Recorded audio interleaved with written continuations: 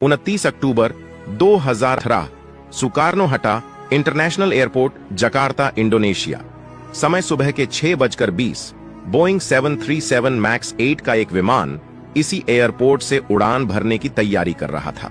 इसे line air operate कर रही थी। Call sign flight 610। यह बिल्कुल ही नया प्लेन था। बस 2 महीने पहले ही लाइन एयर ने इसे खरीदा। यह प्लेन करीब 800 घंटों तक उड़ान भर चुका था। इसके बाद इसे मेंटेनेंस के लिए भेज दिया गया क्योंकि इस प्लेन में काफी शिकायतें आ रही थीं। मेंटेनेंस में लाइन एयर के AOA यानी कि एंगल ऑफ अटैक सेंसर को बदला गया, लेकिन बिना कैलिब्रेशन के ही वापस लाइन एयर को सौंप दिया गया और लाइन एयर ने क्रॉस चेक भी नहीं किया कि एंगल ऑफ अटैक सेंसर सही से काम कर रहा है या नहीं। यह सेंसर आगे चलकर बहुत दिक्कतें खड़ी करने वाली थी। इस प्लेन को एक भारतीय कैप्टन भावे सुनेजा उड़ा रहे थे। यह 31 वर्ष के थे। इनके पास 628 फ्लाइट आवर्स का एक्सपीरियंस था। वहीं फर्स्ट ऑफिसर हरवाइनो थे। इनकी उम्र 41 वर्ष थी।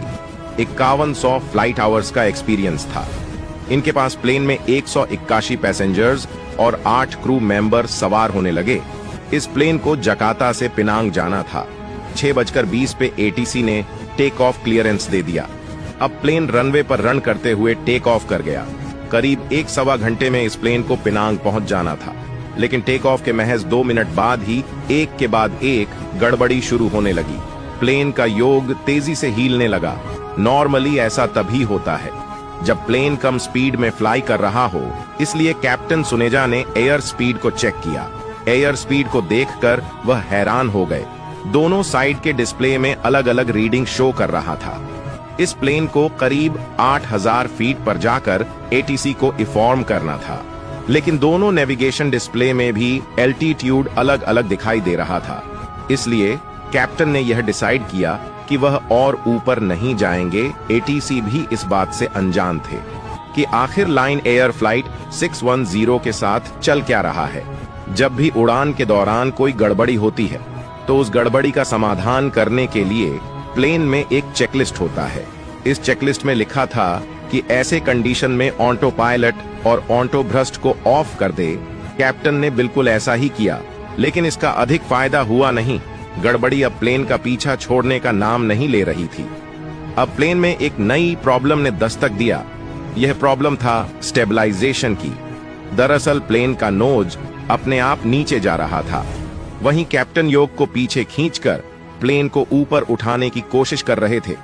यह सिलसिला लगातार चलता ही जा रहा था। प्लेन अप डाउन करना शुरू हो गया। दूर बैठा ATC भी अपने रडार में सब कुछ नोटिस भी कर रहा था।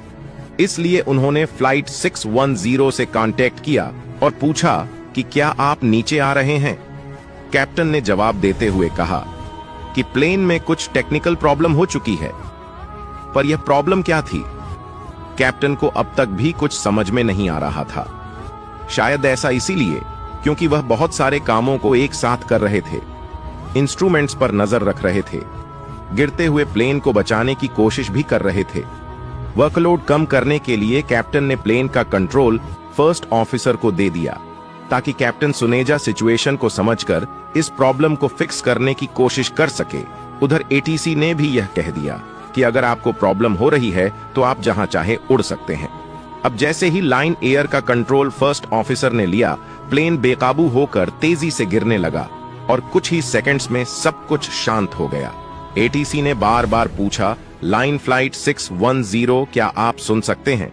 जवाब दीजिए, क्या आपको मेरी आवाज आ रही है? Line air flight 610। पर अफसोस कोई भी जवाब नहीं आया। ये प्लेन जावा सी में कहीं क्रैश हो चुका था। 150 से भी अधिक बोट्स और हेलीकॉप्टर्स को भेजा गया। समुद्र में मौजूद लोकल निवासियों ने कहा कि हमने प्लेन को गिरते हुए अपनी आंखों से देखा। करीब आधे घंटे बाद प्लेन के क्रैश का लोकेशन पता चल गया।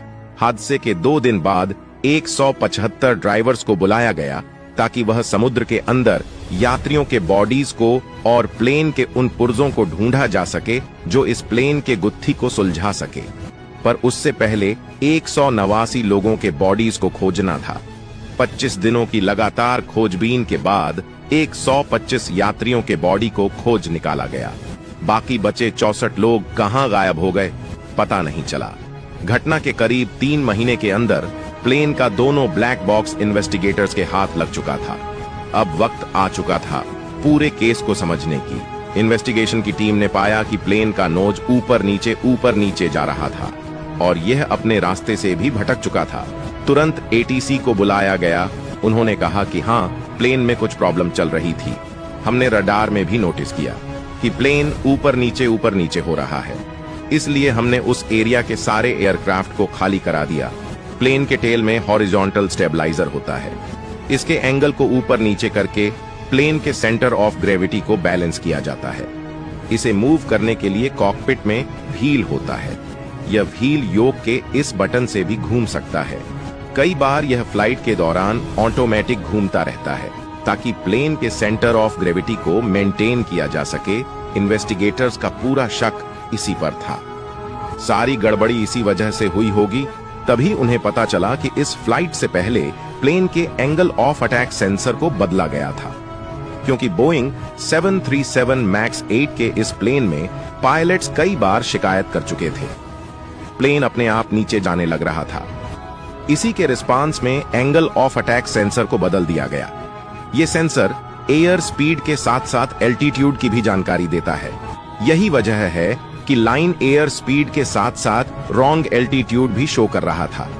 लेकिन यह इतनी बड़ी प्रॉब्लम नहीं थी कि प्लेन क्रैश हो जाए।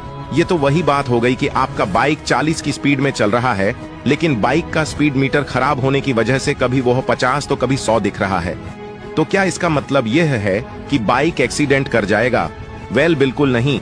इसी तरह फ्लाइट 610 का क्रैश होना ऑलमोस्ट इम्पॉसिबल था। यहाँ पर कैप्टन सुनेजा ने ऑटो पायलट और ऑटो थ्रोटल को ऑफ कर दिया ताकि ऑटो पायलट गलत जानकारी के साथ प्लेन को न उड़ा सके, लेकिन इसके बावजूद भी प्लेन को गिराने की कोशिश कर रहा है। ये तो वही बात हो गई कि मरने के बाद भी कोई इंसान अपने पैरों से चलते हुए आगे की ओर बढ़ रहा है। जाहिर सी बात है, ऐसा होना नामुमकिन है, लेकिन फिर भी इन्वेस्टिगेटर्स के सामने हो रहा था। अब इन्वेस्टिगेशन की टीम ने मेंटेनेंस में भी छानबीन किया। यहाँ पर उन्हें पता चला कि एंगल ऑफ अटैक सेंसर को बदला तो गया, पर उसे कैलिब्रेशन किया गया या नहीं, इसका कोई रिपोर्ट नहीं मिला। कैलिब्रेशन प्रोसेस के बाद ही कोई भी सेंसर सही से काम करना शुरू कर देता है। फ्लाइट रडार के अनुसार प्लेन में अलग अलग एल्टीट्यूड और एयर स्पीड शो कर रहा था। यहाँ पर प्लेन में 2 सेंसर लगा होता है ताकि अगर एक खराब हो जाए तो दूसरा सही जानकारी दे सके। वहीं ऑटो पायलट ये देखता है कि एक सेंसर अलग रीडिंग दे रहा है और दूसरा अलग, तो ऑटो पायलट वहीं खुद को रोक लेता है, क्योंकि उसे नहीं पता कि वह किस सेंसर पर भरोसा करे, कौन सा सेंसर सही जानकारी दे रहा है और कौन सा सेंसर गलत। इसलिए वह खुद को रोककर पायलट को सारा कंट्रोल हैंड ओवर कर देता है ताकि पायलट अपने सूझबूझ से सिचुएशन को समझकर सही डिसीजन ले सके। और इस तरह प्लेन का ऑटोमेटिक सिस्टम कभी भी प्लेन को नीचे नहीं गिराएगा, भले ही उसको गलत जानकारी क्यों ना मिल रहा हो। इन्वेस्टिगेटर्स का हर नतीजा यही बता रहा था कि किसी भी कंडीशन में प्लेन को क्रैश नहीं होना चाहिए था। इस वक्त बोइंग 737 मैक्स 8 मॉडल के सैकड़ों प्लेन हवा में उड़ान भर रहा था। क्या उनमें भी ऐसी कोई प्रॉब्लम हो सकती है? इस बात का पता लगाने के लिए कई सारे पायलटों से पूछताछ किया गया जो सेम मॉडल का प्लेन उड़ाते थे।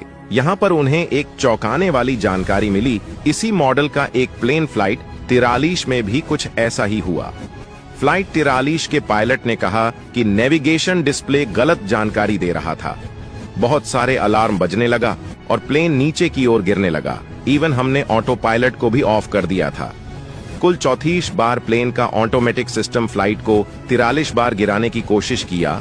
हमने तो एटीसी को पेन कॉल भी किया, लेकिन यह प्रॉब्लम सिर्फ एक बटन को प्रेस करने से सॉल्व हो गई। मैंने ट्रिम स्विच को ऑफ कर दिया जो प्लेन के सेंटर ऑफ ग्रेविटी को बैलेंस करता है। इसके बाद मुझे कोई भी प्रॉब्लम नहीं आई। मैंने फ्लाइट को भी जारी रखा। पर क्या यह ड्रीम स्विच इतना आक्रामक हो सकता है कि पायलट्स के कमांड के खिलाफ जाकर प्लेन को इस तरह से गिरा दे? ये बात इन्वेस्टिगेटर्स के समझ से परे था। इसलिए उन्होंने बोइंग के इंजीनियर्स को बुलाया जिसने इस प्लेन को बनाया था। 2 दिनों के अंदर ही इंजीनियर्स के टीम हाजिर हो गए। उन्होंने सब कुछ समझने के बाद कहा कि हो सकता है यह एम केस की वजह से हुआ। सारे इन्वेस्टिगेटर्स ने हैरानी से पूछा, एम केस वो क्या होता है? हमने तो पूरे एविएशन कैरियर में इसका नाम भी नहीं सुना। अब यहाँ पर बोइंग के इंजीनियर्स ने एक छोटी सी कहानी सुनाई। बोइंग 737 हमेशा से एक पॉपुलर मॉडल था जिसमें कई सारी मॉडिफिकेशन किया गया, जैसे कि लैंडिंग व्हील को छोटा करना। अब यहां इसे टक्कर देने के लिए एयरबस ने A320 नियो को लॉन्च किया, जो एक बेहतरीन प्लेन होने के साथ फ्यूल एफिशिएंसी में भी काफी अच्छा था। इसलिए बोइंग ने भी 737 मॉडल को फ्यूल एफिशिएंट बनाने के लिए इंजन को चेंज करके बड़े इंजन लगाने का फैसला किया। लेकिन यहां दिक्कत यह हो गई कि छोटे लैंडिंग व्हील्स की वजह से प्लेन का ग्राउंड क्लियरेंस ऑलरेडी बहुत कम था। इसलिए उन्होंने नए इंजन को प्लेन के विंग्स में थोड़ा आगे करके फिट कर दिया। इंजन के फिटिंग के बाद इस प्लेन में एक समस्या हो गई। यह प्लेन कम स्पीड में, खासकर टेक ऑफ करते समय इसका नोज ऊपर उठने लग रहा था। प्लेन के सेंटर ऑफ ग्रेविटी में थोड़ी गड़बड़ी हो गई। इस प्रॉब्लम को सॉल्व करने के लिए बोइंग ने एक सॉफ्टवेयर को इंस्टॉल किया जिसका नाम था एमकेस। इस सॉफ्टवेयर का काम था कि अगर प्लेन का नोज अधिक ऊपर जा रहा है तो यह उसे नीचे ले आएगा। इसके लिए वह स्टेबलाइजर का यूज करेगा, लेकिन इसमें बहुत सारी खामी थी। प्लेन का कोई भी सिस्टम जो प्लेन को कंट्रोल करने के लिए बना होता है, उसे हमेशा दो सेंसर से कनेक्ट किया जाता है, ताकि अगर एक फेल हो जाए तो दूसरे के मदद से प्लेन को कंट्रोल किया जा सके। अगर दोनों में गड़बड़ी हो जाए तो खुद को शॉट डाउन कर ले। लेकिन बोइंग के एम केस सिस्टम को सिर्फ एक एंगल ऑफ अटैक सेंसर से कनेक्ट किया गया था, और यह एविएशन के रूल के खिलाफ है। एम केस नाम की कोई तकनीक बोइंग 737 मैक्स 8 में मौजूद है, इसके बारे में किसी भी पायलट को पता नहीं था कि अगर यह एक्टिवेट हो जाता है तो इसे कैसे बंद किया जाए। इसके अलावा चेकलिस्ट में भी एम केस के बारे में कोई भी जानकारी नहीं लिखी गई थी। जब बोइंग से इस बारे में पूछताछ किया गया तो उन्होंने कहा कि इसे पायलट के द्वारा कंट्रोल नहीं किया जा सकता था, इसीलिए पायलट्स को इसके बारे में जानकारी नहीं दिया गया। बोइंग को लग रहा था कि जब एम केस हॉरिजॉन्टल स्टेबलाइजर को मूव करेगा तब कॉकपिट में ट्रिम व्हील ऑटोमेटिक घूमने लगेगा और पायलट समझ जाएंगे कि ऑटोमेटिक सिस्टम प्लेन के नोज को अप या डाउन कर रहा है। इसके बाद वह इसे ऑफ कर सकते थे। एम केस बंद हो जाता, पर पता नहीं क्यों कैप्टन सुनेजा के दिमाग में यह बात नहीं आया आखिर कॉकपिट में चल क्या रहा था। इसका जवाब कॉकपिट वॉइस रिकॉर्डर के पास था, जो कॉकपिट में हो रहे सारे आवाजों को रिकॉर्ड करता है। हादसे के करीब 2.5 महीने बाद कॉकपिट वॉइस रिकॉर्डर को खोज निकाला गया। इसे सुनने के बाद यह पता चला कि कॉकपिट में बहुत सारे अलार्म एक साथ बजने लगा। एयर स्पीड और एल्टीट्यूड गलत जानकारी दे रहा था। मास्टर कशन अलार्म लगातार बजता ही जा रहा था। प्लेन लगातार अप डाउन होने लगा। कैप्टन सुनेजा का पूरा ध्यान प्लेन को कंट्रोल करने में लगा हुआ था। वह इस बात से परेशान थे कि आखिर नेविगेशन डिस्प्ले गलत जानकारी क्यों दे रहा है और प्लेन क्यों ऑटोमेटिक नीचे जा रहा है। इतने सारे टेंशन के माहौल में कैप्टन का ध्यान ट्रिम व्हील पर नहीं गया। हालांकि उन्होंने ऑटो पायलट को ऑफ और फ्लैप को 0 पर सेट कर दिया। फिर भी उन्हें प्रॉब्लम समझ में नहीं आया। सिचुएशन को समझने के लिए कैप्टन ने कंट्रोल को पायलट को हैंड ओवर कर दिया, पर कोपायलट को अंदाजा भी नहीं था कि कितनी ताकत से एम केस प्लेन को गिराने की कोशिश कर रहा है। यही वजह है कि वह प्लेन को संभाल नहीं पाया और प्लेन क्रैश हो गया। पूरी घटना को एक सीक्वेंस में समझे तो मेंटेनेंस के दौरान एंगल ऑफ अटैक सेंसर को बदला गया, जिसे कैलिब्रेट नहीं किया गया, इसलिए वह गलत जानकारी देने लगा। इस गलत जानकारी को एक्सेप्ट किया एम केस सिस्टम ने और उसे लगा कि प्लेन का नोज ऊपर जा रहा है, इसलिए वह प्लेन के नोज को नीचे करने लगा। अब क्योंकि बोइंग ने इसे इस तरह से डिजाइन किया था कि पायलट इसे कंट्रोल नहीं कर सकते थे और किसी भी पायलट को इसके बारे में पता भी नहीं था, इसलिए यह डिसीजन ले पाना बहुत कठिन हो गया कि आखिर इस गिरते हुए प्लेन को रोका कैसे जाए। हालांकि ट्रिम स्विच को ऑफ करने से प्लेन का गिरना रुक सकता था, लेकिन इसके बारे में चेकलिस्ट में कुछ भी लिखा नहीं गया था। बोइंग को लग रहा था कि अगर ऐसा कुछ होता है तो पायलट ट्रिम स्विच को ऑफ कर देगा, लेकिन अफसोस ऐसा सिर्फ बोइंग को लगता था। इस इन्वेस्टिगेशन में कुछ अहम बातों को रिवील किया गया। कैप्टन ने ट्रिम स्विच को ऑफ नहीं किया। बोइंग ने एम केस के बारे में किसी को भी नहीं बताया। इसके बारे में कोई भी ट्रेनिंग नहीं दी गई। चेकलिस्ट में भी इसका नाम नहीं था। को पायलट को मैनुअली प्लेन को उड़ाने में दिक्कत हो रही थी। उन्हें ट्रेनिंग के दौरान भी मैनुअली प्लेन को उड़ाने में काफी दिक्कत हो रही थी। जाहिर सी बात है, मैनुअल फ्लाइट उड़ाने का एक्सपीरियंस उनके पास बहुत कम था, वो ठीक से ट्रेंड नहीं थे। बोइंग 737 मैक्स 8 के सैकड़ों विमान अब भी आसमान में उड़ रहा था। इन्वेस्टिगेटर्स को डर था कि कहीं दूसरे प्लेन का हस्र भी इस प्लेन के जैसे ना हो जाए। इन्वेस्टिगेटर्स का यह शक हकीकत में बदल गया।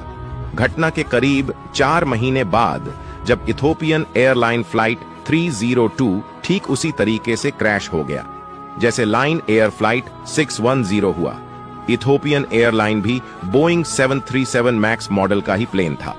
इस हादसे में 157 लोग मारे गए। हादसे का कारण एम केस को बताया गया। अब यहां से बोइंग की बर्बादी का सफर शुरू हो गया।